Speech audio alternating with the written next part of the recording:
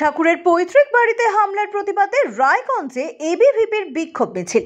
সিরাজগঞ্জে কবিগুরু রবীন্দ্রনাথ ঠাকুরের পৈতৃক ভিটেতে হামলার ঘটনার প্রতিবাদে উত্তাল হয়ে উঠল উত্তর দিনাজপুরের রায়গঞ্জ। শুক্রবার এবিভিপির উদ্যোগে শহরে অনুষ্ঠিত হলো এক বিশাল বিক্ষোভ মিছিল। জানা গিয়েছে, গত 12 জুন বাংলাদেশের সিরাজগঞ্জে পার্কিং ফি নিয়ে একটি বিরোধের জেরে উত্তেজিত জনতা ঠাকুরের পৈতৃক বাড়ির জানালা, দরজা ও আসবাবপত্র ভাঙচুর করে।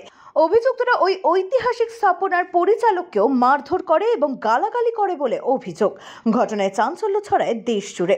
প্রত্নতত্ত্ব অধিদপ্তর সঙ্গে সঙ্গে দর্শনার্থীদের জন্য স্থানটি বন্ধ ঘোষণা করে ও 3 সদস্য বিশিষ্ট তদন্ত কমিটি গঠন করে। 13 জুন 2 জনকে গ্রেফতার করে স্থানীয় প্রশাসন।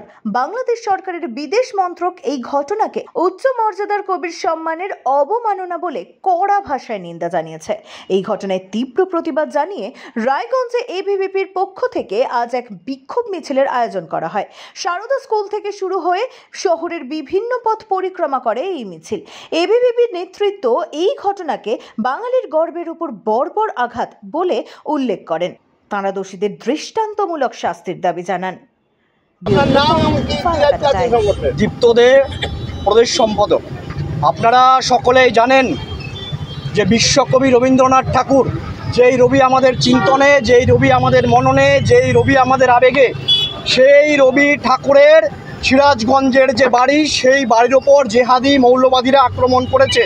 তো তারই প্রতিবাদে আজকে অখিল ভারতীয় বিদ্যার্থী পরিষদ উত্তরবঙ্গ প্রদেশের যারা দায়িত্বপ্রাপ্ত, যারা কার্যকর্তা, তারা এই রায়গঞ্জের মাটিতে তারা আজকে আন্দোলনে নেমেছে। আমি মনে করি শুধু রাজনৈতিক অরাজনৈতিক সমস্ত রকমভাবে এর প্রতিবাদ হওয়া দরকার। যারা লিখেন, যারা কবিতা লেখেন, যারা গদ্য লিখেন, এরকম যারা লিখতে ভালোবাসেন, তাদের প্রত্যেককেই সমস্ত রকমভাবে যেভাবে প্রতিবাদ করা দরকার তাদেরকে প্রতিবাদ করতে হবে।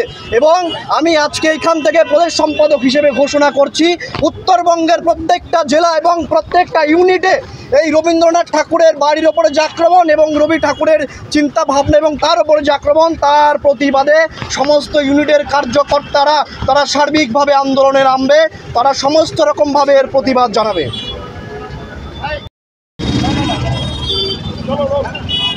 আপনার নাম এবং সাংগঠনিক কি দায়িত্ব? Subhabrata Adhikari, central working committee member ABVP. আজকে আপনারা কি কর্মসূচি?